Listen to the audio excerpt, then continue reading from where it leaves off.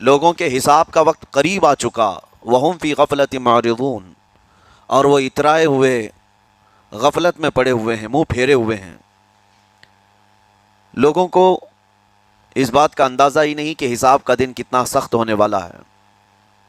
मेरे अजीज़ों, जब नबी पाक सल्लल्लाहु ताला अलैहि वसल्लम ने यह इरशाद फरमाया कि मैं और क़यामत ऐसे हैं जैसे दो उंगलियां करीब हैं, 1400 साल पहले रसूल पाक सल्लल्लाहु अलैहि वसल्लम ने यह फरमाया था कि क़यामत इतनी करीब है जितना दो उंगलियां करीब हैं।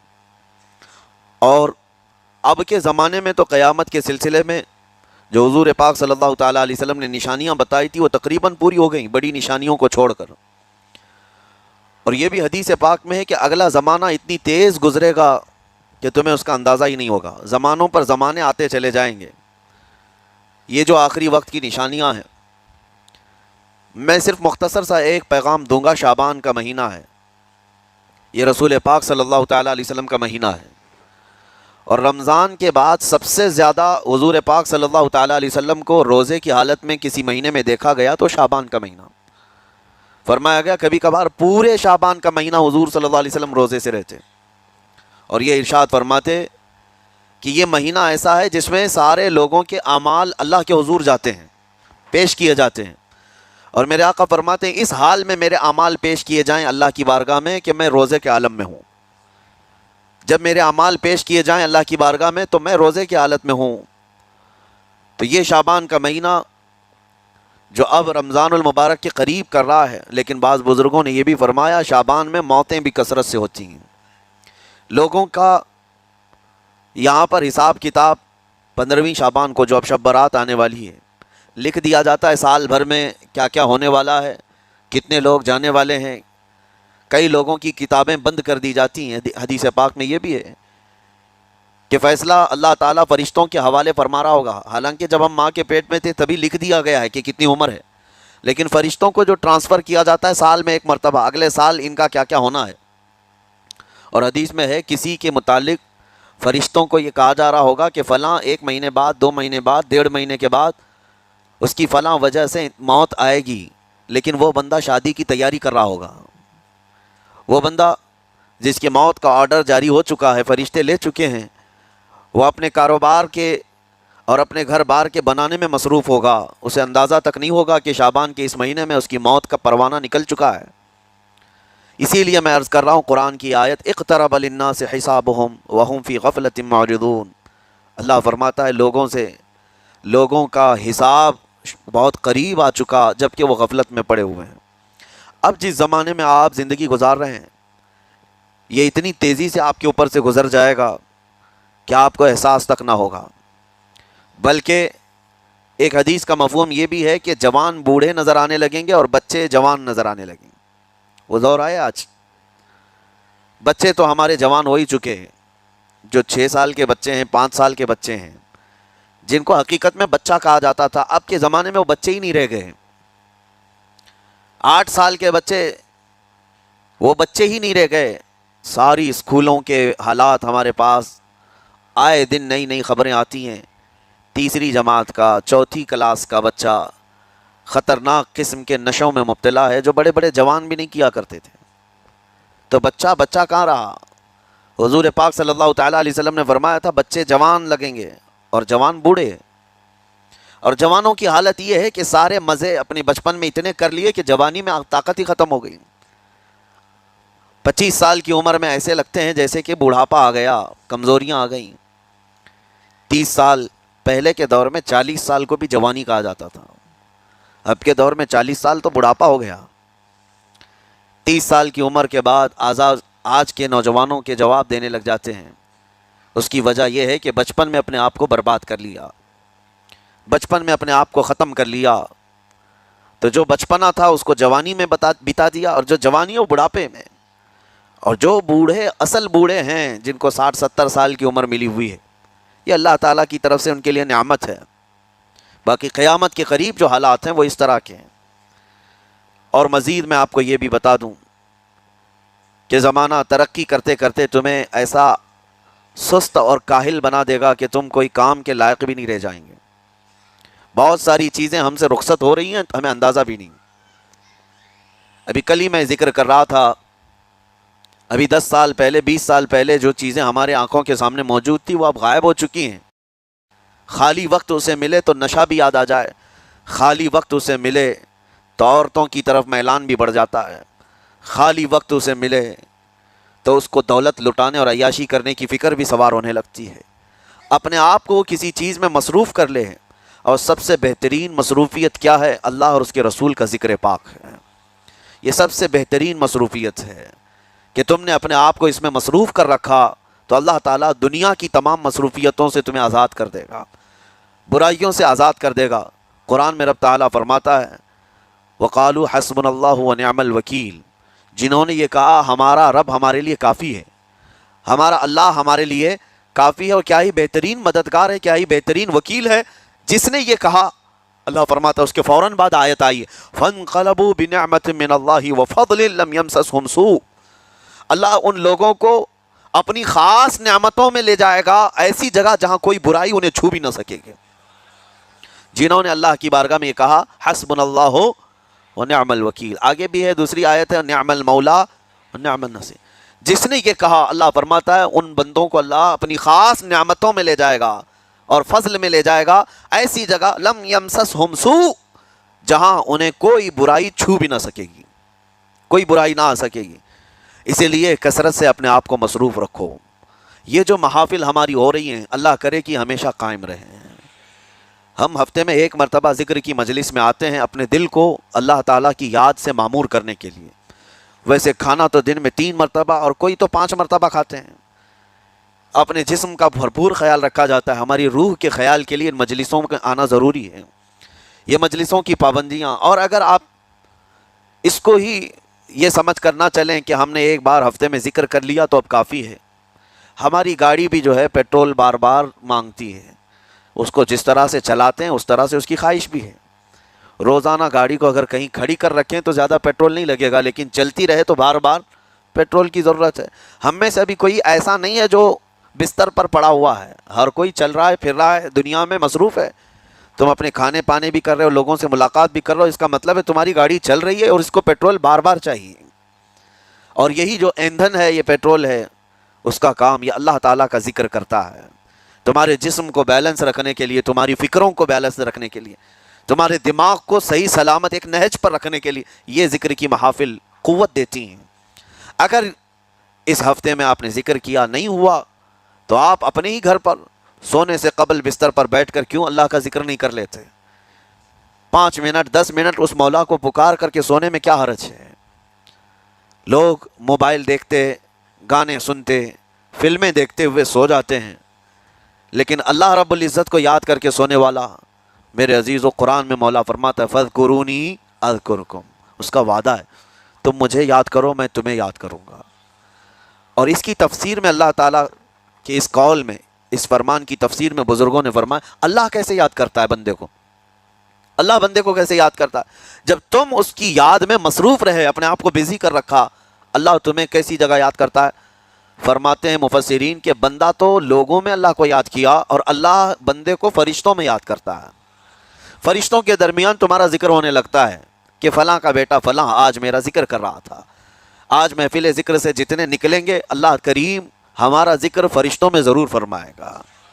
फ़रिश्तों में ज़रूर जिक्र होगा कि फ़लाँ बंदा आज जिक्र में मशगूल था। और फिर ये भी फरमाया बुज़ुर्गों ने, मुफस्सिरीन ने, कि अल्लाह ताला वहाँ याद करता है जहाँ फ़रिश्ते हों, फ़रिश्तों की महफ़िल में तुम्हारा जिक्र।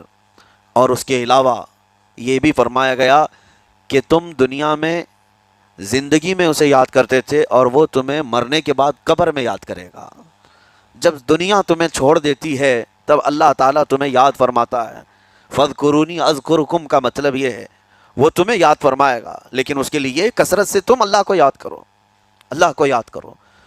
तो बहरहाल मेरे अजीज़ों, क़यामत की निशानियाँ जो हमने आज मुख्तसर आपके सामने रखी, वो बहुत तेज़ी से तुम्हारे सरों पर आ रही हैं और तुम्हारे हाथों से बहुत सारे काम अब छिन जाएंगे। अभी आप तरक्यात में खुशी से बात करते हुए बैठते हैं ना, डिस्कस करते रहते हैं कि सुना है ऐसी कार आ रही है कि वो अब बग़ैर ड्राइवर के चलेगी, रोबोट से चलेगी। इसको तो हम खुशियों में डिस्कस करते हैं कि अच्छा ऐसा होने वाला है। पहले ऐसा था कि मोबाइल आप बटन के दबाते थे, किसी ने अगर खबर कर दिया कि नहीं बाद में सिर्फ टच करने से आता है तो आप कहते अच्छा ऐसा भी आने वाला है। लेकिन आप कोई कहे तो आपको कोई ताज्जुब नहीं, टच स्क्रीन, कोई ताज्जुब की बात नहीं, बिना ड्राइवर के गाड़ियां आ जाएंगी। इस तरह होते होते निज़ाम ज़िंदगी इस कदर बदल जाएगा, इस कदर बदल जाएगा। आज मेरी ये बात नोट करके रख लें, ज़िंदगी बाकी रही तो 10 साल बाद इंशाअल्लाह हम मुलाकात करेंगे, अगर अल्लाह ने ज़िंदगी बाकी रखी। और उसके बाद फिर हमारी ये बातें मैच करके देखें कि क्या क्या हुआ है और क्या क्या दुनिया बदल चुकी है। इसीलिए मैं कोई भविष्यवाणी नहीं कर रहा हूँ और ना ही कोई ज्योतिष बाबा हूँ, तोता लेकर जो बैठता है, या तुम्हारे हाथों की लकीरें देख करके कोई फ्यूचर बोलने वाला नहीं। मुस्तफ़ा करीम सल्लल्लाहु ताला अलैहि वसल्लम की अहादीस से जो क़यामत के करीब होने वाले रोनमा होने वाले वाक़यात हैं, मैं तर्जुमानी कर रहा हूँ हुजूर की हदीसों की, इसलिए कि हमें पता है दुनिया के सारे साइंसदान झूठ बोल सकते हैं, मदीने वाले की बात झूठ नहीं। मेरे आका सल्लल्लाहु ताला अलैहि वसल्लम का फरमान झूठा नहीं हो सकता। इसलिए अगला दौर जो आ रहा है वो बड़ा सख्त तरीन है। अब आप देखें, मेहनत से आज हर चीज़ से मेहनत से तुम्हें निकाल लेना है। मैंने तो लिखने पढ़ने की एक मिसाल दी कि तुम्हारे हाथों से कलम चला जाएगा, तुम्हारे पास से किताबें जो प्रिंट होती थी ये भी चली जाएंगी, बस तुम मोबाइल में ऑडियो किताबें सुनते रहो। और दौर तो ऐसा होगा कि कुछ लिखना भी है, वो भी अभी आ ही चुका है, वॉइस कमांड जो होता है उसको बोलो वो लिख करके दे देगा। तुम उसमें मोबाइल में जो बोलोगे वो टाइप भी हो जाएगा। तो जब आपके बोलने से सब लिख भी जाता है तो कलम उठाने की ज़रूरत क्या है? कलम छूट गया तुम्हारे हाथ से, ये सब चीज़ें छूट जाएंगी आगे। अब दौर के मुतालिक पेशेन गोइयाँ बाज़ साइंसदानों ने ये भी की हैं कि बच्चे पैदा करने के लिए शादी होना भी ज़रूरी नहीं। ये दुनिया का प्लान है, ये मैं फितरत खुदाबंदी को नहीं बता रहा, अल्लाह के कानून के ख़िलाफ़ है, लेकिन दुनिया ये भी चाहती है कि शादी की भी ज़रूरत नहीं, बच्चे हम लैब में पैदा करेंगे। लेबोरेटरी के अंदर माँ की जैसे रहमदानी होती है, बच्चा दानी, आर्टिफिशियल उसको तैयार करके उसके अंदर किसी मर्द के नुतफ़े को रख कर उसको वहीं परवान दिया जाएगा। ना किसी ये शादी की ज़रूरत है, ना कोई अक़द, ना कोई एग्रीमेंट, कुछ नहीं। जिसको बच्चा चाहिए वो लैब से ख़रीद ले। हर तरह की चीज़ों से तुम्हें आरी कर दिया जाए। अभी तो बहुत सारे लोग सवाल भी करते हैं हमसे टेस्ट ट्यूब बेबी पर, टेस्ट ट्यूब बेबी के मुतालिक, जिसको बच्चे नहीं हो रहे हैं, क्या वो इस तरह से टेस्ट ट्यूब बेबी से जो आज एक तरीक़ेकार है बच्चे पैदा कर सकते हैं या नहीं? उसके कई तरीक़े हैं साइंस में कि उसी मर्द का नुतफ़ा उसी की औरत में रख करके उसको परवान दिया जाए, और बाज़ दूसरे तरीक़े कि किसी दूसरे का लाकर इसकी औरत में रख दिया जाए। ये तो सरासर हराम है, ज़िना है। लेकिन अइम्मा इकराम, फ़ुक़हा इकराम ने हलाल रिश्ते के अंदर भी मर्द और औरत जो शादीशुदा हैं उनको भी इस तरीके से बच्चा हासिल करने की इजाज़त नहीं थी, वो नाजायज़ है, नाजायज़ है। बच्चे देना ये अल्लाह की शान है। हज़रत अबू हुरैरा रज़ियल्लाहु तआला अन्हु हुज़ूर सल्लल्लाहु अलैहि वसल्लम की बारगाह में हाजिर हुए, अर्ज़ करते हैं अरब वाले लोग अज़ल करते हैं या रसूल अल्लाह, यानी बच्चे ना होना नहीं चाहिए किसी को, तो प्रिकॉशन लेते थे वो लोग, उसका तरीक़ाकार उनका अलग था अरबों का, वो इंजाल नहीं करते, उससे पहले जुदा होते। हज़रत अबू हुरैरा रज़ियल्लाहु तआला अन्हु ने हुज़ूर की बारगाह में पूछा कि ऐसा क्या करना कैसा है? नबी पाक सल्लल्लाहु तआला अलैहि वसल्लम ने इरशाद फरमाया, अगर रब तबारक व तआला चाहे तो भी बच्चे अता करेगा। कोई अज़ल कर ले, अलग हो जाए, अगर मौला को देना हो तो इस हाल में भी अल्लाह ताला बच्चे अता करेगा, जो मौला बग़ैर बाप के ईसा पैदा फरमाता हो। तो बहरहाल मैं बात अलग ना चली जाए, इसलिए अर्ज़ कर रहा हूँ कि अगले दौर में सारे काम काज तुम्हारे हाथों से निकल जाएंगे, आरी कर दिया जाएगा और तुम्हें सुस्त और काहिल बना दिया जाएगा। और जब बंदे के पास कोई काम ही बाकी ना रहे तो उसका दिमाग शैतानी बन जाएगा और शैतान उसको हाँकता रहेगा सुबह से शाम तक, शाम से सुबह तक। और मैं आपको बता दूं, दुनिया ये चाहती है कि रात को दिन बना दे, यानी कोई रात का तस्वुर ही ना रहे, ना अंधेरा है ना ही कोई इस तरह की तारीकी, बल्कि पूरा टोटल 24 आवर्स ऐसा ही उजाला दिखना चाहिए। तुम्हारी नींदें ख़त्म हो, किसी के लिए भी अंधेरा हो गया चलो सोएं, ये अल्लाह के जितने निज़ाम हैं उससे ये दुनिया छेड़छाड़ करने की कोशिश कर रही है। ये जो खुफिया ताकतें हैं दुनिया को जो चला रही हैं, वो फ्री मैसन हों और सीक्रेट तंजीमें जो आज दुनिया में काम कर रही हैं, वो कानून खुदाबंदी से छेड़छाड़ करना उनकी फितरत आदत है। हर चीज़ जो अल्लाह ताला की बनाई हुई, पहाड़ों को अपनी जगह से हटा देना। अरब में आज पता है आपको, सऊदी में सबसे ज़्यादा पहाड़ काटे जा रहे हैं। पहाड़ इतने काटते हैं वो लोग, पूरे के पूरे पहाड़ों को उन्होंने ज़मीन से अलग कर दिया और वहाँ पहाड़ का वजूद ही नहीं। मक्का में जाकर आप देख लें, मदीने में जाकर देख लें, 4-4 साल 5-5 साल कंटिन्यू कई मशीनें लगा करके पूरे पहाड़ को साफ कर दिया, पत्थर के पहाड़। असल में ये निज़ाम कुदरत है, पहाड़ यूं ही नहीं बनाए अल्लाह ने ज़मीन पर। वल जिबाल औतादा, ये मेख बना करके इसमें गाड़ दिए गए ताकि ज़मीन हिलने ना पाए। ज़मीन पानी पर है और जब पहाड़ों से छेड़छाड़ किया जाएगा ज़मीनों में ज़लज़ले आएंगे, इधर से उधर ज़मीन हिल जाएगी। और तो और इन्होंने अपनी टेक्नोलॉजी को बढ़ाते बढ़ाते कानून खुदाबंदी में छेड़छाड़ के लिए क्या नहीं किया, इन्होंने जाली और आर्टिफिशियल अर्थक्वेक लाने की कोशिशें की। मसनूई ज़लज़ले, मसनूई बारिश होती नहीं, लेकिन पूरे क्लाउड को जमा करके, बादलों को जमा करके एक जगह और फिर उसको केमिकल के ज़रिए से पानी बरसा दिया जाए। लोगों को लगता है कि अबर छा गया और पानी आने लग गया, यानी बारिश भी मसनूई बरसाई जाए, हवाएं भी मसनूई चलाई जाएं, पहाड़ भी काट दिए जाएं, जाली ज़लज़ले लाए जाएं। सुनामी को भी लाने की तरकीबें इन लोगों ने सोची कि ज़ेर ज़मीन जो लावा होता है उसके अंदर धमाका कर दिया जाए ताकि पानी की मौजें बेकाबू होकर बहुत ज़्यादा लहरें उठ जाएं और दुनिया में तबाही मचाएं।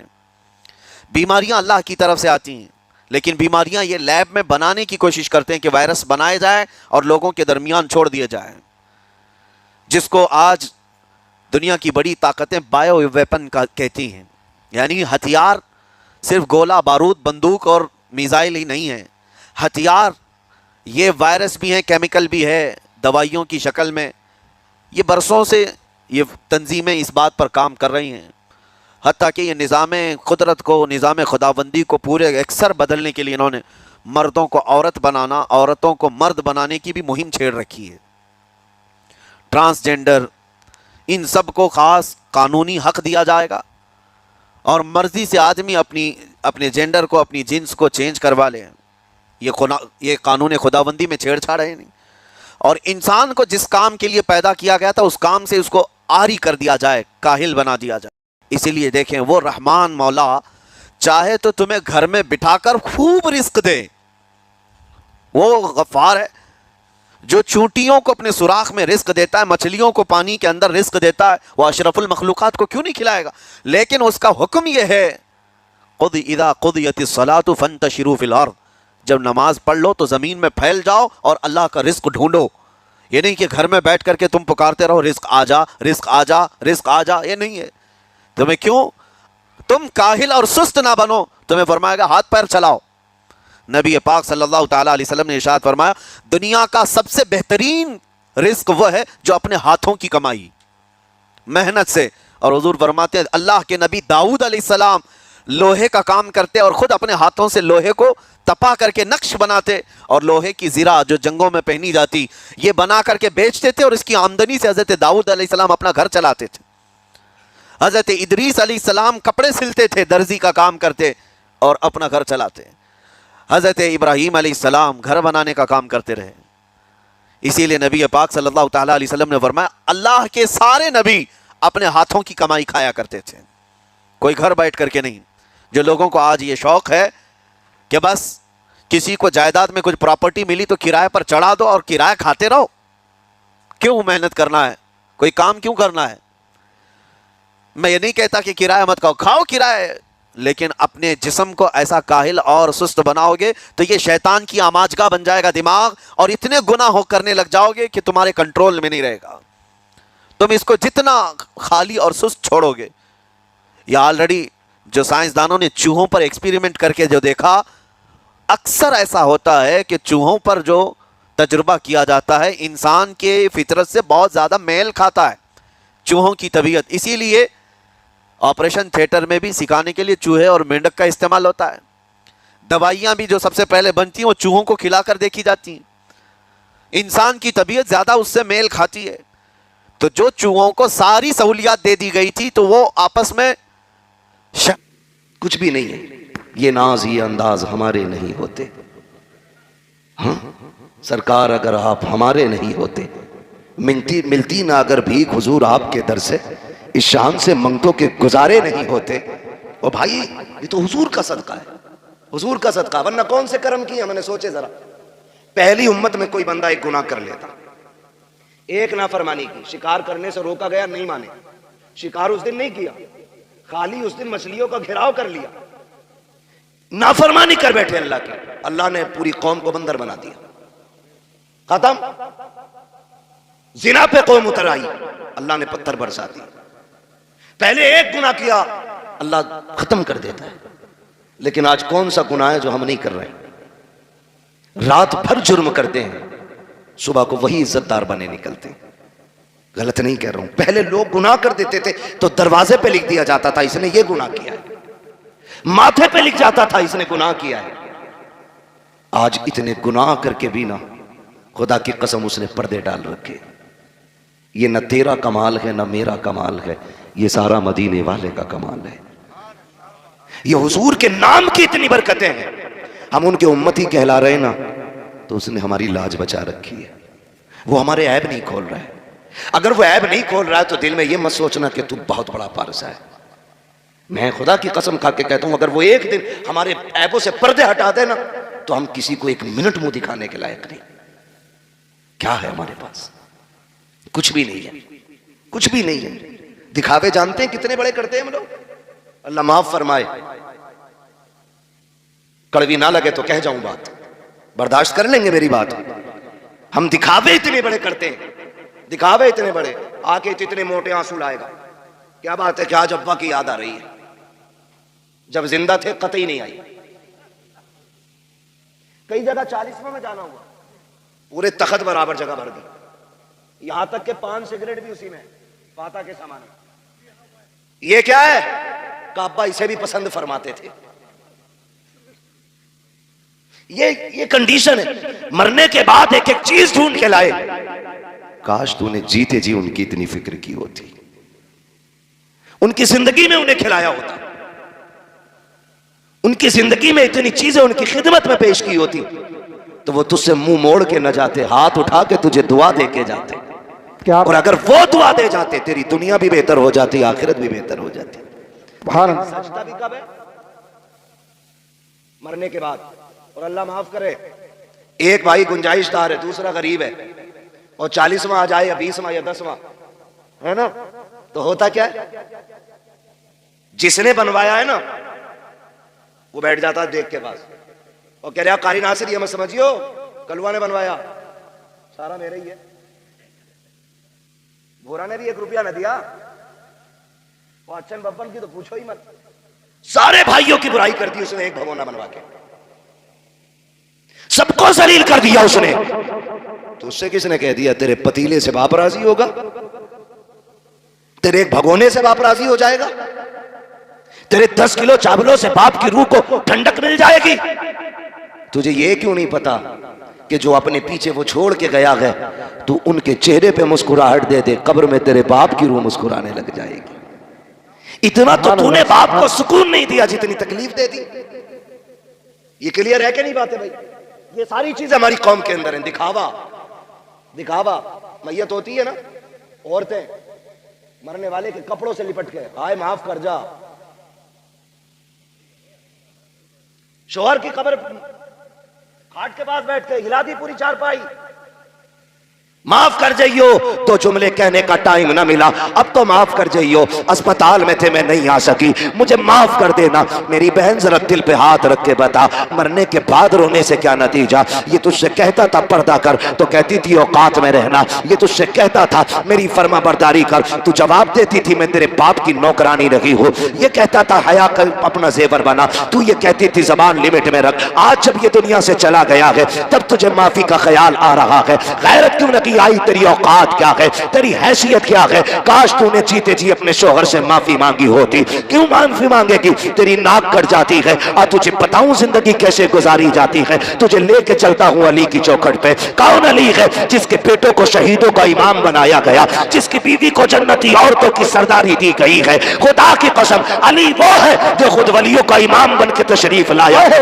खुद वलियों का इमाम है, बेटे शहीदों के इमाम है, बीवी जन्नती औरतों की सरदार है। बताओ तो सही, किसी एक घर में एक मुखिया होता है, परिवार की मौज आ जाती है, एक मंत्री होता है, इलाके की मौज आ जाती है। उस घर की अजमतों का क्या कहना जिसमें एक नहीं बल्कि पांचों के पांचों अजमतों रिफतों के निशान है। हसन हुसैन अजमतों वाले, अली और फातिमा अजमतों वाले, और खुद मेरा नबी कौन देता है देने को मुंह चाहिए, देने वाला है सच्चा हमारा नबी। इतनी अजमतों वाले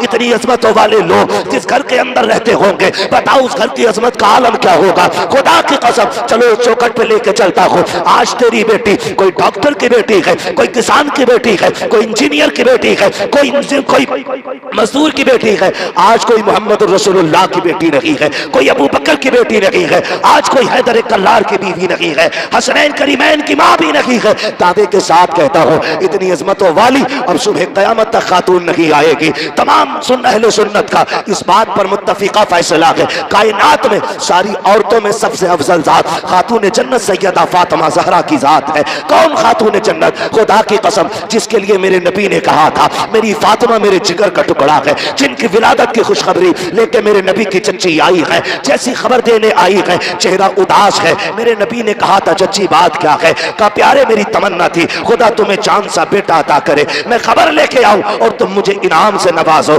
लेकिन अफसोस रब ने बेटा नहीं बेटी दी है। इतना सुना मेरे नबी उठ के खड़े हो जाते हैं, फरमाते उदास ना हो, जब कोई बेटे की मुबारकबाद पे सोना चांदी देता है, हीरे जवाहिरात देता है, सुनो चच्ची तुम मेरी बेटे की खुशखबरी लाई हो, मैं तुम्हें जन्नत की बशारत दे रहा हूँ, तुम्हें जन्नत की खुशखबरी दे रहा हूँ। वो फातिमा जिसकी विलादत पे मेरा नबी जन्नत बांट दे, उस खातून को खातून जन्नत कहा जाता है, फातिमा ज़हरा कहा जाता है। मेरे नबी घर तशरीफ लाए, बेटी को सीने से लगाया। खदीजतुल कुबरा ने कहा था आका नाम क्या रखना है, मेरे नबी फरमाते हैं मैंने इसका नाम फातिमा रख दिया है। फातिमा किसको कहा जाता है, फातिमा वो है जिसको देख के आग बुझाया करती है, उसको फातिमा कहते हैं। आका कहते हैं मैंने बेटी का नाम फातिमा इसलिए रखा है जब ये पुलसराज से गुजरने लगेगी जहन्नम की आग ठंडी पड़ने लग जाएगी। और बता तो सही जिसकी बेटी की कदमों की बरकत से जहन्नम की आग बुझ सकती है, उस नबी की दुआओं से जहन्नम ठंडी क्यों नहीं हो सकती है।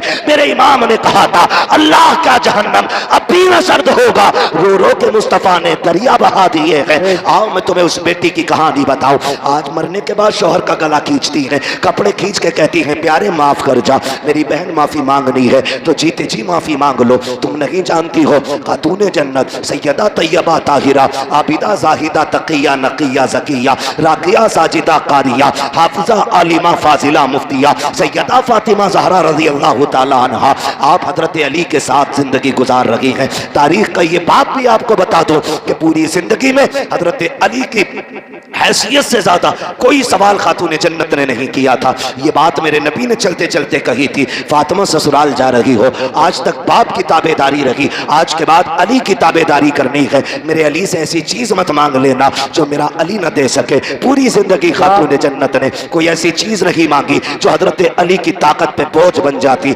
अल्लाह अकबर, इस सब्र के साथ जिंदगी गुजारी कि कोई फरमाइश आपने नहीं की। जब आखिरी जिंदगी के लम्हात आए, खातून जन्नत बीमार हो गई। एक दिन हजरत अली दौड़ कौमते हुए बाहर से तशरीफ लाए। जैसी घर में आए हैं, जिस दिन खातून जन्नत का विसाल होना है, फजर के बाद घर में तशरीफ लाए। क्या देखते हैं, खातून जन्नत घर के काम में मसरूफ हैं। देख के मुस्कुरा जाते हैं, कहते हैं फातिमा खैर तो है, आज लगता है तबीयत ठीक हो गई है। आपके घर एक खातून थी, उन्होंने कहा हैदर मसला ये है आज खातून जन्नत कोई काम नहीं करने दे रही है। आप गए, कहते हैं फातिमा खैरियत तो है? कहा जी। कहा आज इतनी मेहनत कर रही हो, क्या तबीयत दुरुस्त हो गई है? कहा नहीं नहीं। कहा फिर क्यों कर रही हो? कहा अली मैंने सारे कपड़े धुल दिए हैं, लेकिन आपके सर पे जो अमामा है ये रह गया है, आप ये भी दे दीजिए, मैं इसको धुलना चाहती हूँ। हजरत अली ने सोचा धुल रही होंगी, आपने अमामा दे दिया, वो भी धुल के फारिग हो गई। बेटों को गुस्ल दिया, गुस्ल दे के जब बाल काट रही है, मामा हुआ करती है यार,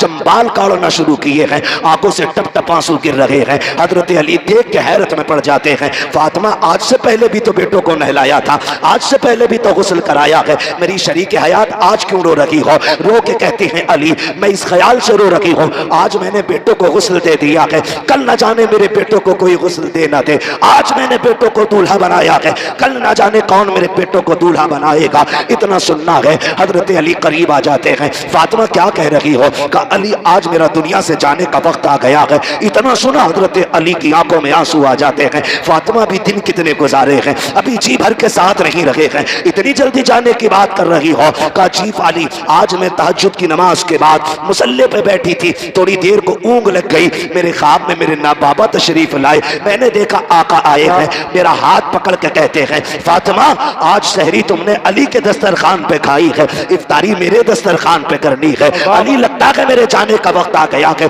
अल्लाह अकबर, जिंदगी की बात देखो तो सही। आप उठे गए, हजरत खातून जन्नत ने हाथ पकड़ा, काली चंद बातें करनी है, वक्त कम है, मुझे इजाजत दी जाए। हजरत अली कहते फातिमा पूछो करना क्या है बताओ?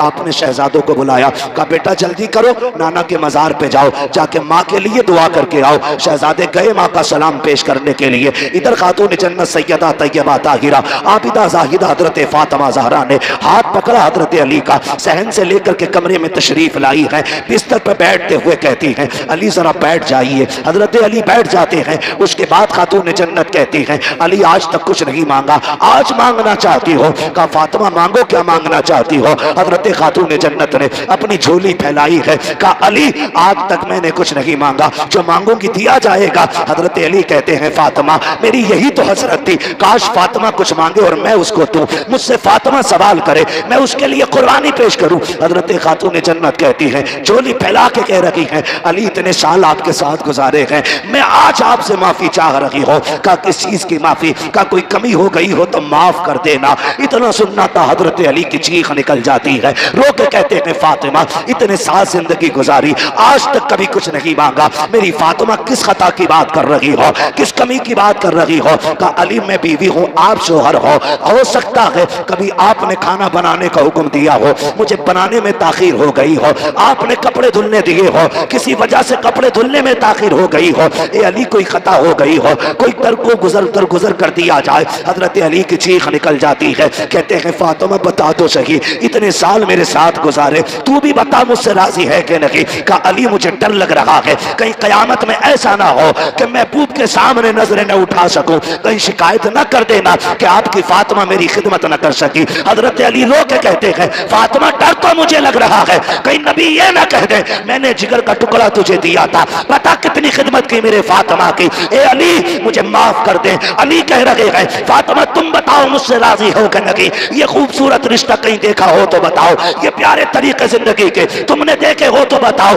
आज तलाकों पर झगड़े पे इतनी नौबत आ जाती है, औरतें जहर खा के मर जाती हैं, फांसी पे लटक जाती हैं, मैके वाले आकर के झूठे सच्चे मुकदमे लगा देते हैं। तुम्हें खुदा का वास्ता किसी की जिंदगी पर झूठा सितम न करना, अगर तेरी बेटी ने खुद फांसी लगाई है तो ससुराल वालों को ना फंसाना, इसलिए कि आज की अदालत की आंखों पे पट्टी हो सकती है लेकिन जो तराजू कयामत में लगेगी खुदा की कसम न उससे कल कुछ छुपा था न आज कुछ छुपा है, न सुबह कयामत में उससे कुछ छुपाया जा सकता है। नारे तकबीर, नारे रिसाला, नारे वसीयत, मसलक आला हज़रत ख्वाजा का हिंदुस्तान, मवाती का सुन्नी मुसलमान, हजरत अल्लामा मुफ्ती हम्माद रजा साहिब किबला जिंदाबाद जिंदाबाद। क्या क्या क्या ये बीमारी नहीं बढ़ गई है? आए दिन देखो अखबार में फांसी खुद लगाती हैं और फंसते ससुराल वाले। मरना नहीं है हमें क्या? हाँ, और बेगैरती की इंतहा तो तब हो जाती है जब बंदा करता क्या है, औरतों पे मुकदमेबाजी। ये रिवाज हो गया, क्या हमारा रिवाज हो गया औरतों पे मुकदमे करने का। ना करो यार, अल्लाह से डरो। अगर कोई सितम कर रहा है तो सब्र कर, सब्र कर। इन्नल्लाह लगभग सभी को आयत याद होगी ना। अल्लाह, मेंबर वाले ना बोले माशाल्लाह, मवतिया के वो दीवाने हैं कि ये खेत में काम करने वाले भी इस तर्जुमे को जानते हैं। अल्लाह सलामत रखे। अल्लाह सब्र करने वालों के, माशाल्लाह सभी को याद है ना, सब्र करें फिर देखें मदद आती है कि नहीं। लोग कहते हैं फला बड़ा नेक है यार, इतना सितम हो रहा है। ओ भाई, जब तुम हांडी खरीदने जाते हो तो बजा बजा के देखते हो कैसी आवाज निकल रही है ना। अगर तुम हांडी को बजा के देखते हो कच्ची है कि पक्की, तो तुम हांडी बिना बजाए नहीं लेते, फिर रब बंदे को इतनी जल्दी कैसे दे दे, है ना। वो भी जमाने को ठोक बजा के दिखाता है कि मैंने जो इसे दिया है ना, बिला वजह नहीं दिया, इसने करबला में खानदान लुटाया है, इसलिए मैंने इसको जन्नत का मालिक बनाया है, ताकि कोई उनकी सरदारी पर एतराज ना कर सके। पहले वो सब्र के जलवे दिखाता है और फिर अजर के जलवे दिखाता है। सब्र कैसा, 72 लाशें करबला में है, एक बीमार पलटा और फिर जब अजर दिखाया, आज पूरी दुनिया सैयदों के दर की खैरात खा रही है। और हम तो फख्र से कहते हैं, तेरे टुकड़ों पे पले गैर की ठोकर पे न डाल, झिड़कियां खाएं कहां छोड़ के सदका तेरा। हाँ, पहले साबिर बने, साबिर। और सब्र भी हर किसी का हिस्सा नहीं होता, इम्तिहान भी मुश्किल घड़ी होती है, ये अल्लाह सबको नहीं देता। अभी नासिर साहब, हजरत और ये तमाम लोग ना बिलग्राम शरीफ गए, सरकार उवैस मुस्तफ़ा वास्ती दामजिल्लाह, आप एक दिन फरमाने लगे बैठे बैठे, कहने लगे अगर सैयदों पे सितम ना होते तो हम मदीना क्यों छोड़ते। हमारा तो परिवार मदीने में है ना, जिनका घर मदीने में नहीं वो मदीने के लिए रोते हैं, तो जिनका आंगन मदीना रहा हो, जिनकी हवेली मदीने में हो, जिनकी वजह से मदीना मदीना बना हो, उन्होंने उस शहर को क्यों छोड़ा। तो उन्होंने कहा कि हर दौर में सैयदों का इम्तिहान रहा, हर दौर में आजमाइशें रही। हाँ, हर दौर में आजमाइशें रही, हर दौर में हम सताए गए, हर दौर में हमने हिजरत की। कहने लगे ये सब्र सैयदों ही का हिस्सा है, लेकिन कहते हैं शुक्र रब का कि हमें इस इम्तिहान में उसने मुब्तला किया। कितनी बड़ी बात कहते हैं सरकार उवैस मुस्तफ़ा वास्ती, फरमाते कि शुक्र है उसका कि ये इम्तिहान हमारा हिस्सा बनाया गया है। का जितने जुल्म हुए हमने उतनी हिजरतें की, उतने सफर किए, और कहते हैं जहां जहां हम गए वहां वहां हुजूर का दीन लेके गए। तो ये आजमाइश भी बड़ी चीज होती है, ये सबको नहीं मिलती। आप अगर किसी मुश्किल घड़ी में फंस गए हैं तो फिर अपने रब को आवाज दें। किसको? अपने रब को आवाज दें। लेकिन रब को आवाज देता ही कौन है? पेट में दर्द उठे तो कहता हाय रे अब्बा, अब्बा आके कहता हाय रे डॉक्टर, डॉक्टर आला लगा के कहता हाथ फट गई, खत्म मसला। फिर कह रहा अल्लाह, सबसे लास्ट में वहां पहुंचा है जहां पहले जाना था, जहां पहले जाना था वहां बाद में गया। जब पहला झटका दर्द का उठाता कह देता या अल्लाह, खुदा की कसम वो है जो पत्थरों को जबान दे देता है, जो मुर्दों में जान डाल देता है। जिंदगी मौत उसके इशारों की मोहताज है, तूने उसे आवाज नहीं दी। हाय रे अब्बा। अब अब्बा क्या करे? अब्बा जिंदगी मौत का मालिक नहीं, अब्बा शिफा और बीमारी का मालिक नहीं, मालिक अल्लाह है। मालिक तो अल्लाह को पुकारने की आदत डाली, आदत डाली। हजरत सिद्दीक अकबर ने कहा आका दुश्मन पीछे आ गए, मेरे नबी ने फरमाया परेशान ना हो, अल्लाह हमारे साथ है। ये नहीं कहा था तदबीर हो गई है, हम छुप गए हैं, डर किस बात का, हम तो अंदर हैं। कहा फिक्र न करें, अल्लाह अल्लाह। कभी दुख हो ना ये कह के देखना अल्लाह मेरे साथ है, फिर देखना खुदा की कसम दुख पहाड़ बराबर भी हो ना तो चुटकियों में चले जाएंगे। चुटकियों में अपने रब से रिश्ते मजबूत करो, पक्की लगाओ मोहब्बत अपने रब से, पक्की लगाओ, फिर अजर मिलता है, फिर अजर मिलता है। कह रहे आप मदद ही नहीं आ रही, पहले बदर में निकलना। कैसे निकले? कुछ नहीं है। वो कहता लकड़ी लेके निकल, तेरी लकड़ी को तलवार बनाना ये हमारा काम है। तैयारी नहीं है बंदा, पहले ही पहले कह रहा जी दुआई क्या करें, जब उनकी ना हो रही कबूल तो हमारी कहां से हो जाएगी। पहले ही ठप्पा लगा रहा है।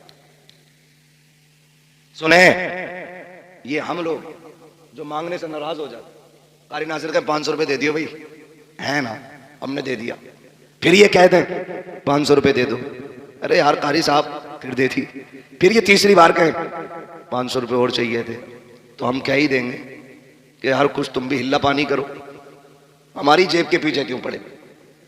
और चौथी बार अगर इन्होंने फोन कर दिया तो हम बोले बगैर ही काट देंगे, अरे यार इसका तो पेशा ही है। ये बंदों की आदत है। और वो करीम रब कितना करीम है, जितनी बार हाथ फैलाओ उतना ही राजी होता है, जितना मांगो उतना ही राजी होता है, जितना पुकारो उतना ही राजी होता है। लेकिन हमने पुकारना ही छोड़ दिया है। कोई किसी पे सितम करे ना मुखिया के पास, चलिए जरा पंचायत कर दियो, और अल्लाह माफ करे पंच आंख मार के मेड़ पलट दें, डर थोड़ी रहा, ये कह रहा मैं तो पंच हूं, आज पंच है, कल अदालत में खड़ा हूं, हाँ आंख मार के। और पंच अल्लाह माफ करे कैसी पंचायत करे, पता क्या मैं, चल यार प्रधान से कहते गलती हो मैं उल्टी प्रधान लोटे पड़े, जिसकी कटी है उससे कहवाया जा रहा, कहते गलती हो गई तो कहे साहब गलती हो गई, मैं सीधी कर लो। क्यों इतना सितम कर रहे हो यार, ये इस्लाम है, हम मुसलमान हैं, इसे इंसाफ कहते हो। इंसाफ ये है, मेरे नबी फरमाते लौ सरकत फातिमा बिन्त मोहम्मद लक़तात यदहा, अगर मेरी बेटी भी चोरी कर ले, मेरी बेटी समझ के माफ नहीं किया जाएगा, मुजरिम समझ के हाथ काटे जाएगा। ये है इस्लाम। लेकिन भाग रहा मुखिया के दौरे को, मुखिया जी मैडल लौट दी, पहली बार तो मुखिया उठता ही ना 8 बजे से पहले, 9 बजे आके कहता कौन सा भी 8 बजे आया था, मेरी नींद खराब करा दी, मैं मनहूस 4 बजे उठना था तुझे, 8 बजे उठ रहा। फिर मुखिया कह रहा वहां ट्रक पलट गया मेरा, वहां गाड़ी का टायर फट गया, कह रहा लग रहा किसी ने करवा दिया। सुन भाई, करवाया किसी ने नहीं, मेरे नबी ने हाथ उठा के कहा था अल्लाह मेरी उम्मत की सुबह के वक्त में बरकतें अता फरमा दे, तेरे लिए तो बरकतें सुबह के वक्त में रखी गई थी, तू मुखिया है, सरपंच है, दौलत वाला, पैसे वाला है, तू 9 बजे तक सोएगा तो बरकत नहीं मिलेगी, कहीं गाड़ी पलटेगी, कहीं टायर फटेगा, कहीं बिल्डिंग गिरेगी, कहीं हाथ टूटेगा, बचेगा कुछ नहीं। अगर बरकतें चाहते हो फजर में उठ जाया करो, खुदा की कसम बिना भीख मांगे अल्लाह तेरी नस्लों के गुजारे करा दे। सुभान अल्लाह, सुभान अल्लाह। असले फजर में उठना, असले फजर में उठना, उठते क्यों नहीं? इमाम उठाते तो कह रहे हर वक्त माइक पे ही बैठे रहो, जिसकी कहीं नहीं चलती वो इमाम पे चलाता आके, औरत जूता मार के कहती बाहर निकल फाड़ू, और इमाम साहब कह रहे मिट्टी साहब ने इधर बाप का नो करे, ये इमाम है इमाम। मैं आपको एक बात बता दूं, आप मेरे हो, बड़े सीधे लोग हो, अल्लाह आपको सलामत रखे, अच्छे लोग हो, उम्मीद करता हूं इमाम के हक में भी बेहतर होगे। लेकिन फिर भी आगे के लिए बता रहा हूं, अगर आखिरत बचानी हो ना तो कुरान वालों से ना लड़ना, ये आपको बता के जा रहा हूं। आखिरत बचानी हो तो कुरान वालों से ना लड़ना, इसलिए कि ये किसी मुखिया, किसी प्रधान, किसी नेता के वारिस नहीं, ये जिस मुसल्ले पे खड़े होते हैं ये मुसल्ला किसी नेता की विरासत नहीं, मदीने वाले मुस्तफा की विरासत होता है। ये मुश्किल काम भी होता है। ये कौन इमाम है आपके आगे है कोई? ये भी इमाम है और ये भी इमाम है। आप 1 मिनट के लिए मुझे दिल पे हाथ रख के बताओ, अगर कोई इन्हें 1 घूंट शराब पीता देख ले, नमाज पढ़ेगा इनके पीछे? बोले बोले मुंह देख के डरे मत, नहीं पड़ेगा ना। अगर 1 लुकमा हराम का खाते देख लो तो पढ़ लेगा कोई? अगर आपका इमाम सूद ले, ब्याज ले, रिश्वत ले, पढ़ोगे उसके पीछे? नहीं ना, क्योंकि आप भी ये चाहते हो जो मुसल्ले पे खड़ा हो उसका लुकमा पाक होना चाहिए, उसकी नीयत पाक होनी चाहिए, उसका रिस्क पाक होना चाहिए, उसका लिबास पाक होना चाहिए, उसका बदन पाक होना चाहिए, उसकी जबान पाक होनी चाहिए। आप तो ये चाहते हो, खुदा की कसम इनकी हिम्मत को सलाम, इन्होंने 5000 पे गुजारे किए लेकिन किसी से रिश्वत नहीं ली, इन्होंने 3000 में बच्चे पाले, किसी से ब्याज नहीं लिया, इन्होंने बच्चों को बुखार की जगह, दवा की जगह पानी पढ़ पढ़ के पिलाया, लेकिन किसी से हराम हराम का रुपया नहीं लिया, चटनी से खा ली, लेकिन हराम के मुर्गे नहीं खाए, इसलिए कि हमारी नमाजें मुसल्लम रखे। खुदा की कसम याद रखो, जिसकी नमाजें पक्की होती है उसकी दुआएं भी पक्की होती है, जिसकी नमाज सलामत होती है उसकी दुआएं सलामत होती है। जो सुभान रब्बी अल्लाह कहता है तो नमाज कबूल होती है, वही हाथ उठा देता है तो दुआएं कबूल हो जाती है। किसी इमाम का दिल न दुखाना, अगर उसकी दुआएं बचा सकती है तो उसकी बददुआएं तुम्हें बर्बाद कर सकती है। इसलिए मैंने कहा, अगर आबाद रहना चाहते हो कुरान वालों से प्यार करो, ये दुनिया भी बेहतर हो जाएगी और आखिरत की जिंदगी भी बेहतर से बेहतर नजर आए। बेशक। नारे तकबीर, नारे तकबीर, नारे रिसालत। खैर से बस थोड़ी सी बात सुन लें, वक्त बहुत ज्यादा हो रहा है, नारे में वक्त ज्यादा न लगाएं। अल्लाह आपको सलामत रखे, मेरी बात सुन लें, सुन लें, अल्लाह सलामत रखे। नाराज तो नहीं है भाई कोई?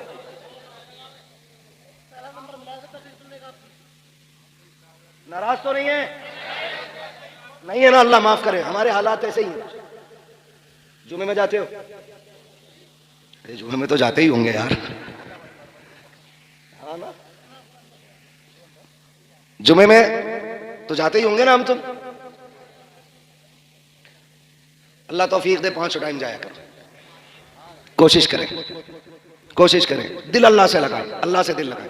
कहाँ खोले हैं गेसू यार ने खुशबू, कहाँ तक है बात, कहाँ से चली कहाँ निकल गई। मैं बस आपसे ये बताता हूं, दिल अल्लाह से लगा, दिल अल्लाह से लगाओ, ये सबसे ज्यादा जरूरी है। ये उठते बैठते ना अल्लाह कहा करो, उठते बैठते अल्लाह अल्लाह अल्लाह। हमारी कौम ना, कई लोगों को तो 8-8 दिन गुजर जाते हैं अपने रब को पुकारे हुए, गलत नहीं कह रहा हूं, 8-8 दिन, कुछ को महीने गुजर जाते हैं। आदत बना लो, क्या मिलेगा? अगर मैं भी किसी को गाली बोल दूं या कोई मुझे गाली बोल दे, कितनी तेज असर होता? उधर से गाली आई, इधर से थप्पड़, कितनी तेज असर हुआ। जुमले किसके? ये जबान के ना, ये चली उधर पड़ गया कान। जबान से गाली देने का सामने वाले पे इतना असर होता है, फिर वो तो मेरे रब का नाम है। उठते बैठते लोगे तो दिल पे कितना असर हो जाएगा, रूह पारसा हो जाएगी, दिल पाकीज़ा हो जाएगा, रिश्ते रब से मजबूत हो जाएंगे। दिल ही ना लग रहा नमाज में, लगे कहां से? सफ में बैठ के कह रहे आज कितनी मक्का हुई है, ये कट गई कि रह गई? सारे हिसाब मस्जिद के सफ में लग रहे हैं बैठ के। ये अल्लाह का घर है, हम इतनी नेकियां नहीं कमाते जितने गुनाह इकट्ठा कर लेते हैं वहां बैठ के। ना किया करो ये, वहां बैठो तो इस्तगफार की कसरत, कलमा शरीफ का फिर्द, और वक्त मिले तो मदीने वाले पे दुरूद पढ़ते रहा करो। ये सबसे ज्यादा जरूरी काम है। आज हाजी साहब हमारे बीच नहीं, लेकिन लफ्ज़ हाजी, अल्लाह सबको हाजी बनाए, बहुत बड़ी दुआ है जिंदगी की है। तुम्हें न देखा तो किस काम की है ये आंखें। हाँ भाई, सरकार मुफ्ती आज़मीन ने कहा था, फरिश्तों पूछते हो मुझसे किसकी उम्मत हूं, लो देख लो यह तस्वीरें यार आंखों में। तुम्हें न देखा तो किस काम की है ये आंखें, कि देखने की है सारी बहार आंखों में। हाँ तो जिसने मदीना नहीं देखा उसने क्या देखा? अल्लाह करे सारे हाजी बने और अल्लाह सबके हज को कबूल भी फरमाए, जरिया निजात भी बनाए अल्लाह सबके हज को। बस इतना ख्याल करें, रिश्ते अल्लाह से मजबूत करें। ऐसा घुमा दे अपनी वला में खुदा हमें, ढूंढा करें हम उनको पर अपनी खबर ना हो। हाँ भाई, आला हज़रत इस शेर में कितना बड़ा पैगाम दे रहे हैं। लोग कहते हैं ना मौलवियों को क्या जरूरत है भाई पैसे की, 6000 में काम चल जाए इनका। तो आला हज़रत क्या कहते हैं, काटा मेरे जिगर से गमे रोजगार का, यूं खींच लीजिए कि जिगर को खबर ना हो। मेरे भाई, रिश्ते रब से मजबूत करो। किससे? रब से। बस आखिर में चलते चलते एक बात और कह जाऊं जो जरूरी बात है। हाजी साहब के बेटे होंगे उनके, अल्लाह ने 5 बेटे दिए पंजतन की निस्बत से, बेटियां भी दी होंगी रब ने। बेटियां भी हैं, अल्लाह उनकी नस्लों में बरकतें अता करे, सबको सलामत रखे। लेकिन ये मेरी बातें सिर्फ हाजी साहब के बेटों से नहीं, हर बाप के बेटे से, हर बहन के भाई से। मैं नहीं जानता हूं सबके चेहरे कौन उनका बेटा है कौन नहीं, मेरी नजर में आप सब किसी न किसी बाप के बेटे हो। मौत से रिश्ता सबका है। या कोई ऐसा है जिसकी मुलाकुल मौत से मुलाकात ना हो? ये लाइट इतनी तेज पड़ रही है आंखों पे, मुझे आपके चेहरे साफ नहीं दिख रहे। सबका इंतकाल होगा ना? बड़े अच्छे लोग हैं, कहीं एक जगह तो बोले ही नहीं थे लोग, डर गए थे कहीं यहीं ना मर जाए। मरना है क्या नहीं? मलकुल मौत से मुलाकात होगी, अल्लाह करे उनसे अच्छी मुलाकात हो। फरमाया गया जब किसी नेक के पास जाते हैं तो खूबसूरत बन के जाते हैं, और जब किसी बेईमान के पास जाते हैं तो बड़े भयानक बन के जाते हैं। हम तो 12वीं वाले लोग हैं ना, और मलकुल मौत भी 12वीं वाले हैं। जब हमारे पास आएंगे तो फिर उसी शक्ल में आएंगे, कहेंगे अपनी पार्टी का बंदा है, हिसाब किताब संभल के करना, अपनी पार्टी का बंदा है, रूह थोड़ा संभाल के निकालनी है, दुख ना हो। फिर एक की ड्यूटी होगी सर पे हाथ रख, दूसरा कान में कहेगा मुबारक हो हुजूर का उम्मती है, और फिर वो रूह निकालना शुरू करेंगे, दर्द होगा, कहेंगे वो देख जन्नत में तेरे महल है, उसे देखते देखते बंदे की रूह निकल जाती है। और जब वो आते हैं ना एंटी के पास, एंटी समझ रहे, शिरक, झंडा, शिरक, जुलूस, बिद्दत, 12वीं गुनाह है, कतई पक्का एंटी है ना। तो जो झंडे और जुलूस को नहीं मानते, जो 12वीं नहीं मनाते, मलकुल मौत उनके यहां भी आएंगे, कहेंगे अच्छा 12वीं पे भी छुट्टी नहीं करता, पार्टी से अलग है, जरा रगड़ा लगाओ, ऐसी रूह निकालेंगे कि सारा मसला खत्म। बस मैं आपसे बताना चाहता हूं, मलकुल मौत से सबका ही रिश्ता है ना। 24 नंबर भी बैठे हैं क्या? तो डर क्यों रहे हैं? फिर बोले ना बरेलवी हैं तो बोले या रसूल अल्लाह। जो बरेलवी है वही बोले, मुझे किसी, ठीक है ना, सारे बरेलवी बोले या रसूल अल्लाह। अल्लाह आपको सलामत रखे। मौत सबको आनी है, इंतकाल सबका होना, बस एक ये बात मेरी गांठ बांध लेना। अक्सर बहनें, बेटियां बाप के इंतकाल के बाद लावारिस हो जाती हैं। अक्सर 90% बेटियां बाप के इंतकाल के बाद लावारिस हो जाती हैं। कैसे? एक बात कही जाती है, जब तक मां बाप है तब तक मैका, उनके बाद मैका खत्म। ये हमने इतनी नाइंसाफी की इन रिश्तों के साथ कि ये कहावत ही बन गई। क्यों? जब बाप था ना और बेटी नहीं आती थी 8 दिन, तो बाप खुद चल के 8 दिन बाद बेटी के घर जाता था, कहता था तेरी याद आ रही थी इसलिए आ गया, तुझे देखने को जी कर रहा था। कभी खबर भेजता है, कहता भूरा जरा फोन तो लगा, तेरी बहन से बात करनी है। गुड्डू जा गाड़ी उठा बुला के ला, कहना अब्बा ने बुलाया है। हर 15वें दिन 20वें दिन ये खबरें आती जाती रहती थी। लेकिन अफसोस, जब से बाप गए आ गए, ईदें भी गुजर जाती हैं, भाइयों के सलाम तक नहीं आते, खुशियां गुजर जाती हैं, अपनों के पैगाम तक नहीं आते। हम इतने पगले लोग हैं, हम अपने नए कपड़े पहन के सोचते हैं ईद हो गई। हम अपने बच्चों को सीने से लगा के कहते हैं ईद हो गई। जा उस बहन से पूछ जिसने तेरे चेहरे को देखे बगैर चांद तक नहीं देखा, जिसने अपनी ईद तेरी आने को समझ रखा था, उससे पूछ उसकी ईद हुई कि नहीं। हम इतने खुदगर्ज लोग हो गए। आज बहनें रोती हैं कि हमें भाई बुलाते नहीं, और चली भी जाए अपनी मर्जी से तो हिकारत से देखते, गिरी हुई नजरों से देखते, इज्जत नहीं देते, मुंह नहीं लगाते। बस इतना कहेंगे अच्छा आ गई, और अपने काम से काम, आ गई तू अपने काम से काम। कई बार क्या होता है, जब छुट्टियां होती हैं ना स्कूलों की, तो बेटियां बच्चे लेके आ जाती हैं मैके कि यही चंद दिन है, माँ के घर घुमाऊं बाप के घर घुमाऊं। मगर खुदा की कसम, जब भाभियां आपके बच्चों को कह के ये कहती हैं ना कि तेरे बच्चे ने प्लेट तोड़ डाली, क्यों आए हो यहाँ पे, कब तोड़ दिया, इतना नुकसान किया है, 8 दिन हो गए हैं, यहाँ आए हुए नुकसान पे नुकसान कर रहे हो।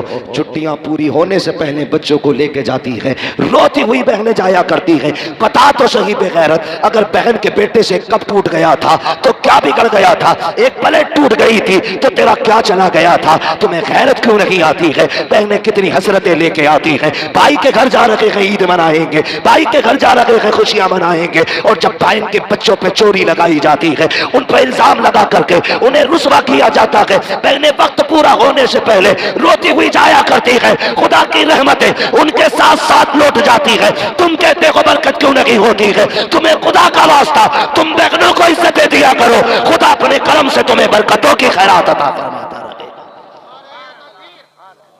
सुने मेरी बात, बाप के बाद बहनों की इज्जत करनी है, और अपनी बीवी से कान पकड़ के कह देना, सुन तू 25 साल बाद आई है, 25 साल मेरी बहन ने रोटी बना के खिलाई थी।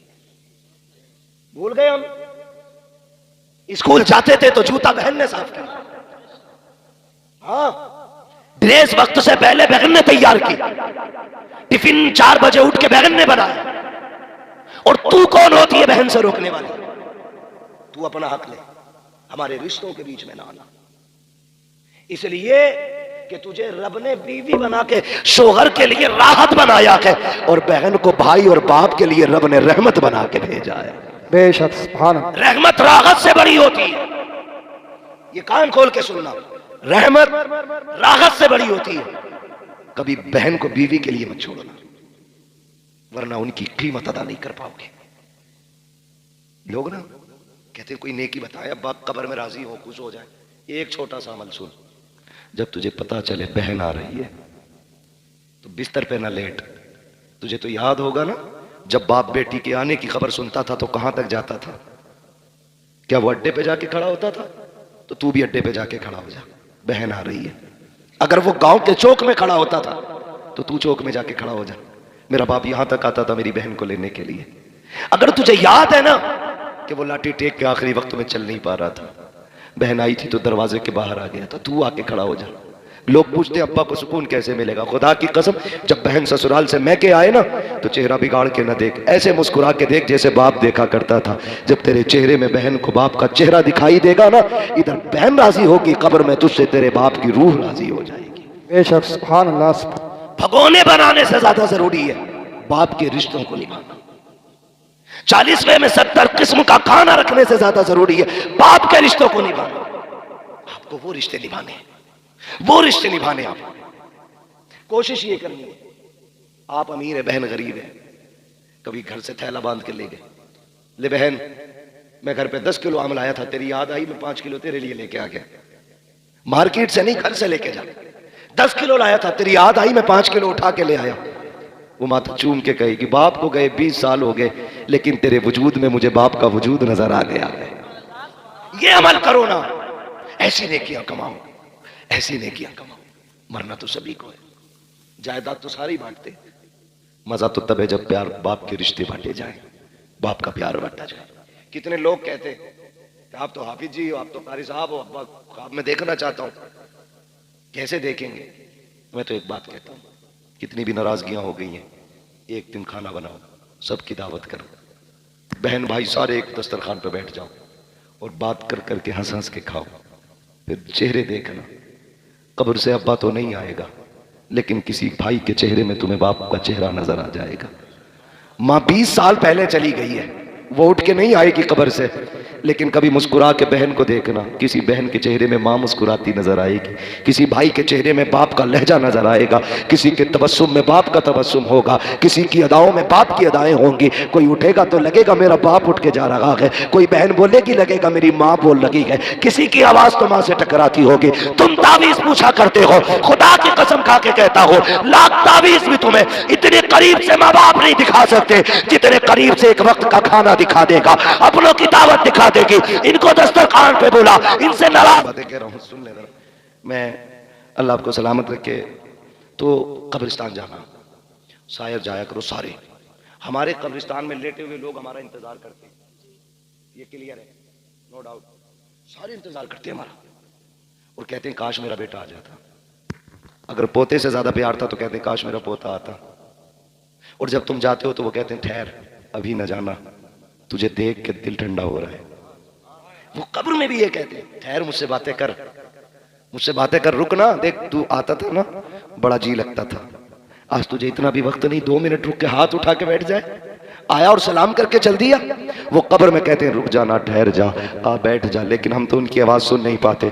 कभी किसी को कहता बेटे की ड्रेस लेनी है, कोई कहता मुझे जूता लेना है, कोई कहता स्कूल की फीस भरनी है। जब तुम ये सोचते हो ना, अब्बा कब्र में कहता बेटे एक दिन वो भी तो था ना, मैंने ओवर टाइम ड्यूटी करके तेरी ड्रेसें खरीदी थी, तुझे अपने बेटे का रिश्ता मालूम है, बाप का रिश्ता क्यों याद नहीं है? वो खुदारा कब्रिस्तान जाया करो, बैठा करो अपनों की कब्रों के पास, जितनी ज्यादा से ज्यादा वक्त होने दिया करो, और फिर अल्लाह से दुआएं मांगा करो। तुम नहीं जानते हो जब कोई बंदा माँ बाप की कब्र पे जाता है, हाथ उठा के चंद आयतें या कलमा शरीफ पढ़ के जब उसकी रूह को सवाब बख्श के पलटता है, तो माँ हो या बाप हो, वो हाथ उठा के कब्र में कहते हैं मेरे परवरदिगार ये मेरा बेटा है, हमारी जिंदगी में जब हमारे पास आता था हमने इसे खाली नहीं जाने दिया, कभी केले दिए, कभी सेब दिए, कभी सूखा फल दिया, कभी रखी हुई मिठाई दी, हम तो कई कई दिन तकिए के नीचे इसके इंतजार में सामान रख के रहते थे। आज ये जा रहा है, मालिक हम तो नहीं दे सकते हैं, लेकिन गैरत आ रही है, एक माँ की कब्र से बेटा जा रहा है, बाप की कब्र से लाल जा रहा है, अल्लाह इसे खाली ना लौटाना, अल्लाह इसे खाली ना लौटाना।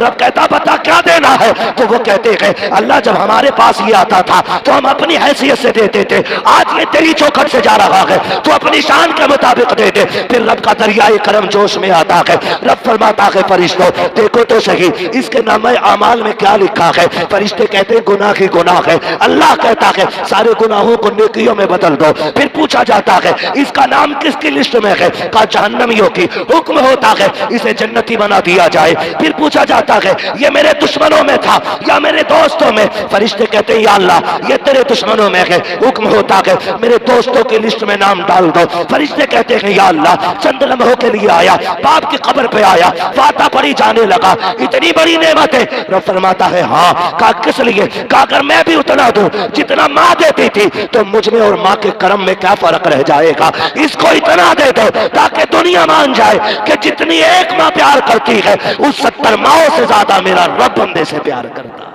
सुभान अल्लाह, सुभान। आज भी आवाज आती है हम तो माइल पर करम है, कोई साइल ही नहीं, राह दिखलाई किसे राह रवे मंजिल ही नहीं। बैठो इनकी कब्र पे, वक्त तो ही नहीं, इनसे बातें करो। एक वजीफा बता जाऊं, आज भी ना बिजनेस नहीं चल रहा हो, परेशान हो गए हो, माँ के कदमों में बैठ जाना और उससे कहना यही अपना फटा आंचल उठा और अपने रब से भीख मांग मेरे लिए, उसके हाथ उठवा लेना, अल्लाह बरकतें दे देगा, बरकतें देगा। अगर माँ नहीं रोड पे चला करो, किसी को नुकसान ना हो। सियाबा कहते हैं या रसूल अल्लाह, एक सहाबी चल लेना पैर बचा बचा के। हुजूर ने फरमाया क्या मामला है? कहा हम तो वो थे जो आपके आने से पहले बेटियों के गले दबा के मार देते थे, जब से आपका दामन थामा है ना हुजूर डर लगता है कहीं पैर के नीचे चूंटी ना आ जाए। ये तब्दीली इस्लाम ने पैदा की, बेटियों को मारने वाले चूंटियों को बचा के चलने लगे। आज अगर तुम किसी की बेटी को गला दबा के मार दो तो फिर हिसाब तो मुश्किल होना है ना। अल्लाह जिंदगी और मौत आसान फरमाए, हमारी नस्लों को अल्लाह इस्लाम पे जिंदगी दे, ईमान पे मौत नसीब फरमाए।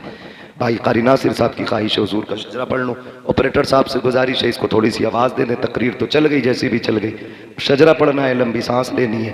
आपसे इतनी गुजारिश है जब मैं हाथ का इशारा करूँ तो आपको क्या बोलना है? सुभान अल्लाह। अगर इतनी जोर से सुभान अल्लाह बोलोगे तो नींद की दुआ सुना दूं? आती है मुझे, सो जाना फिर जाकर के। जोर से बोलने जरा, इतने भी सीधे ना बनो कि सुभान अल्लाह ही ना कह पाओ। मैंने आपसे कहा जोर से सुभान अल्लाह। लोग कहते हैं ना क्या है जोर जोर से मौलवी कहते हैं, तो मैंने कहा जब इलेक्शन होता झंडा लेकर कह रहा बीजेपी जिंदाबाद, मायावती बहन जिंदाबाद, क्यों चीख रहा भाई?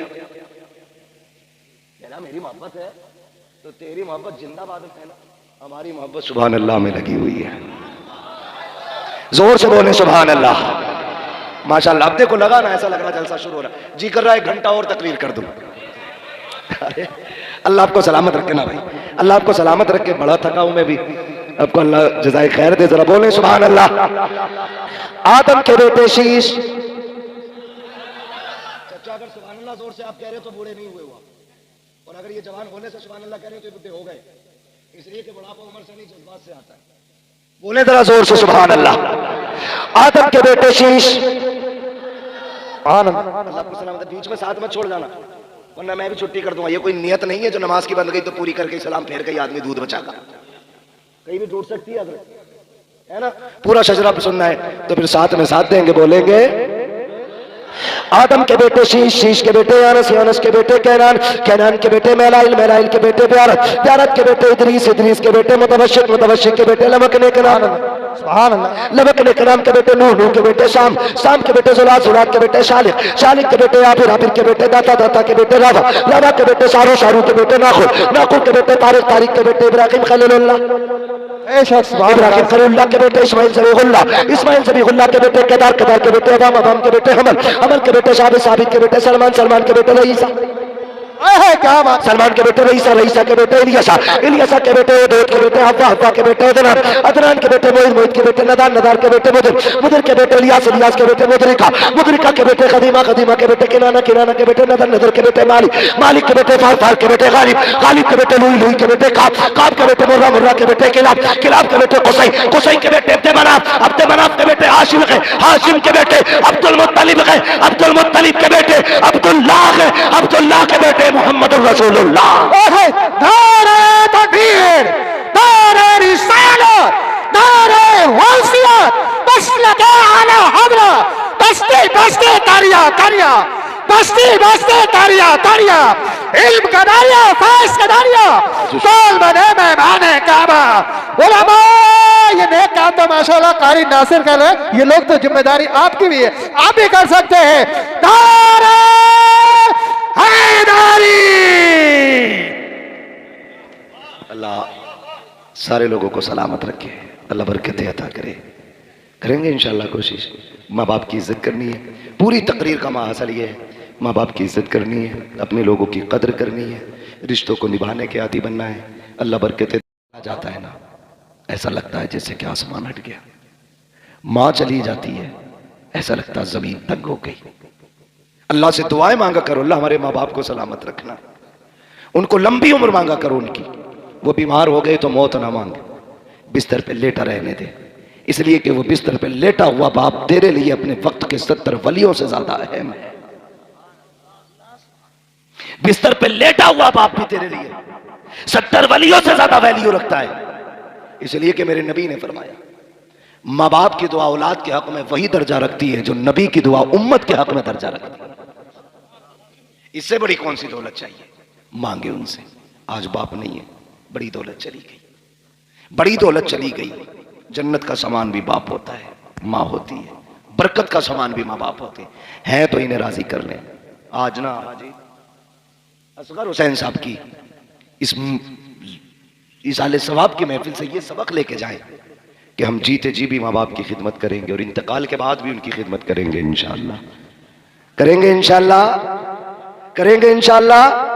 माँ बाप की खिदमत करना, उन्हें राजी करने की कोशिश करना, कोशिश करना वो रूठे ना, उन्हें बनाए रखना। चले गए हैं तो फिर खिदमत करना, फिर देखना अल्लाह कितनी आपको बरकत अता फरमाता है। फरमाया गया या अय्युहल्लज़ीना आमनू उदखुलू फ़िस्सिल्मि काफ़ा, ईमान वालों पूरे पूरे इस्लाम में दाखिल हो जाओ।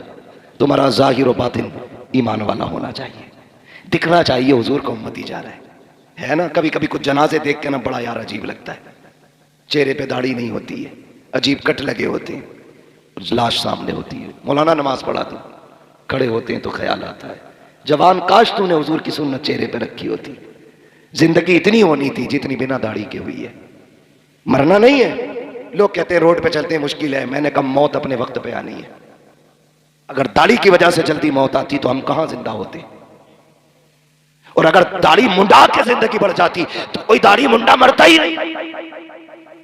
नहीं होना ना। ये मौत वक्त पे आनी तो रख दाढ़ी, सजा चेहरे पे हुजूर की सुन्नत वाले बाल, चल कब्र में, फिर कोई पूछेगा नहीं, बताएगा नहीं कौन है किसका जनाजा, तेरे चेहरे की दाढ़ी बताएगी। लहद में इश्क़ रुखे शह का दाग लेके चले, अंधेरी रात सुनी थी चराग लेके चले, तेरे गुलामों का नक्शे कदम है राहे खुदा, वो क्या भटक सके जो ये सुराग लेके चले। अमल अच्छे करें, दाढ़ी रखें, नमाजों के पाबंद हो, हलाल लुक़मे खाएं, किसी को सताए नहीं। जिसका दिल टूट गया है उससे जीते जी माफी मांग ले, वरना तेरी औलाद कब्र पर माफी मांगेगी। नतीजा सिवाय लठियों के कुछ नहीं है, कुटाई होनी है डट के।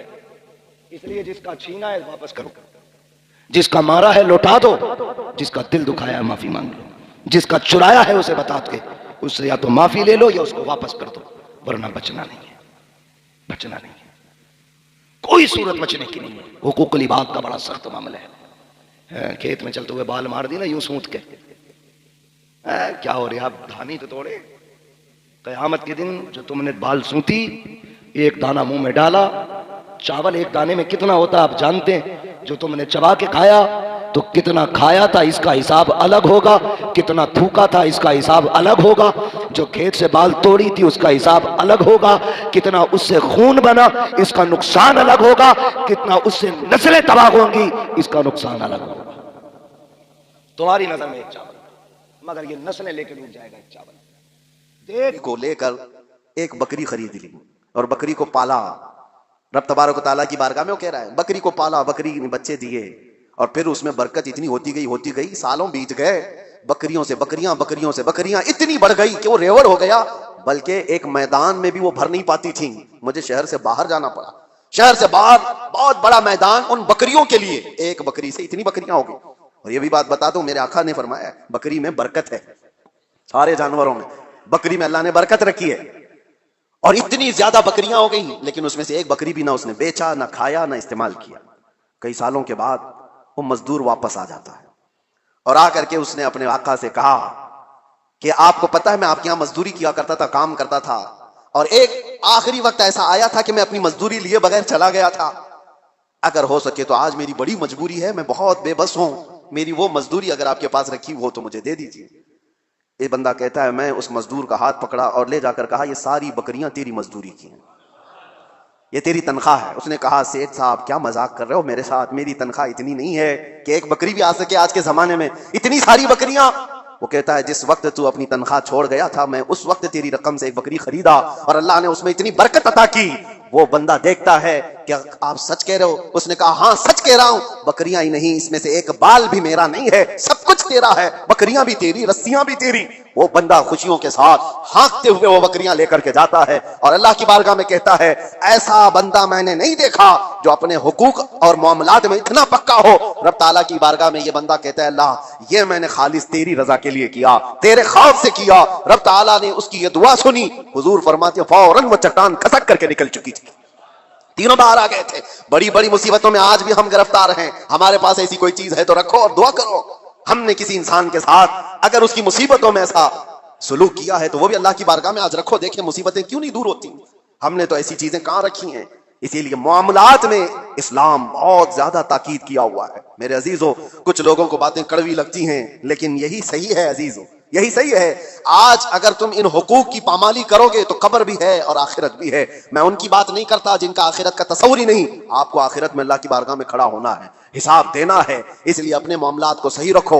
एक लुकमा भी, बल्कि एक जनाजा मेरे आका की बारगाह में ऐसा आया था, सहाबा खड़े हैं, सफे लगाए हुए हैं। हुजूर ने पूछा, इस मरे हुए आदमी पर किसी का कोई कर्जा बाकी है? जमात में से एक ने कहा, या रसूल अल्लाह 2 दिरहम का कर्जा बाकी है। हुजूर पीछे आ जाते हैं और कहते हैं, सल्लू अला साहिबिकुम वला उसल्ली अलैहि, तुम चाहो तो अपने इस साथी की जनाजे की नमाज पढ़ लो, मैं नहीं पढ़ने वाला। अल्लाह के नबी ने फरमाया, मैं इसकी जनाजे की नमाज नहीं पढ़ूंगा। 2 दिरहम का कर्जा बाकी था, बस। हम तो इसको बस कहते हैं ना, थोड़ा सा। अल्लाह के नबी ने फरमाया, मैं इसकी नमाज जनाजा नहीं पढ़ूंगा। दूसरे एक सहाबी ने हुजूर की बारगाह में अर्ज किया, आका मैं उसकी जमानत लेता हूं। हुजूर ने पूछा, कब तक अदा करोगे? उन्होंने कहा, मुझे शाम तक का वक्त दिया जाए, इसकी तरफ से जिसका कर्जा बाकी है मैं वादा कर दूंगा। जब उन्होंने ये जमानत ले ली तो अल्लाह के नबी सल्लल्लाहु अलैहि वसल्लम ने नमाज पढ़ाई। ये है इस्लाम। और बड़े बड़े हुकूक की पामाली करने के बाद अगर लोग ये समझते हैं कि मुसलमान होना इसी का नाम है, दाढ़ी हो, टोपी हो, जुब्बा खुब्बा हो, मामलात में अगर गिरा हुआ है तो उसके अंदर इस्लाम की बुबास नहीं आई, वो ईमान का हिस्सा नहीं रखता है। और आखिर में मैं ये अर्ज करूंगा, साथ ही ये तो मुसलमानों के मामलात थे, आपको मैं बताऊं इंसानियत के लिए, हुकूक के लिए सबसे पहले अभी आज की इस दुनिया में जो एक लाए अमल तैयार किया गया और एक दस्तूर आया ऑस्ट्रिया के वियना शहर में 1993 में पहली ये कॉन्फ्रेंस के अंदर अक़वाम मुत्तहिदा जिसको यूएनए कहा जाता है, जो यूनाइटेड नेशन, तकरीबन 170 कंट्रीज मिल करके ये हुकूक बनाई कि इंसानों पर क्या क्या हुकूक हो सकते हैं, कोई एक दूसरे के हक तलफी ना करे, जंगों के हुकूक। ये सारी चीजें कब बनी है? ये आप फेडरेशन है, इसका नाम है वियना फेडरेशन, इस नाम से ये पूरी दुनिया में आम किया गया। 1993 की बात कर रहा हूं, आज से तकरीबन सिर्फ और सिर्फ 32 साल पहले, समझ रहे हैं आप, 32 से 33 साल पहले पूरी दुनिया में इंसानों के हुकूक के लिए एक लाएअमल बनाया गया, एक दस्तूर बनाया गया। मुझे हैरत होती है पढ़कर, इस नई दुनिया में सिर्फ 32-33 साल पहले तुम इंसानों के हुकूक लाए हो। जरा तारीख पढ़े होते, आज से 1400 साल पहले इससे ज्यादा हुकूक मोहम्मद रसूलुल्लाह ने बयान फरमाया। मेरे आका सल्लल्लाहु अलैहि वसल्लम सिर्फ बयान नहीं किया, हदीसों में उसको महफूज कराया है, और पूरे दस्तावेजात आज महफूज हैं हमारे पास, पूरे महफूज हैं। आप अगर जाकर देखें फिक़ह की किताबों में, फिक़ह जो मसाइल वजू के, नमाज के, आपके रोजे के, जितने भी मसाइल, इनको फिक़ह कहा जाता है। हमारी फिक़ह में अगर आपको मैं बताऊं, 2 बड़ी किताबें आपको मिलती हैं, हिदाया, हमारी फिक़ह हनफी की किताबें जो हमने पढ़ी, बहुत बड़ी बड़ी ज़ख़ीम किताबें। एक किताब के अंदर वजू से लेकर के नमाज, रोजा, हज, ज़कात, सारे मसाइल आ गए। और दूसरी एक पूरी जिल्द है जिसमें सिर्फ और सिर्फ खरीदो फरोख्त के मसले हैं, सिर्फ और सिर्फ मामलात, सब जो मैंने अभी बयान किया आपको मैं बता रहा हूं इसीलिए कि इतने महफूज दस्तावेजात हक हुकूक के लिए किसी के यहां नहीं है। आज कावानीन बने हैं कि एक माल दूसरे से खरीदो तो उसके क्या क्या हुकूक हैं, जबकि 1400 साल पहले मेरे आका सल्लल्लाहु अलैहि वसल्लम ने हुकूक कैसे बयान किए कि अगर तुमने किसी जगह पर जाकर के माल खरीदा तो उसके कितने हक हैं, कि तुम्हें कितने में लेना है, कि उसको कितने में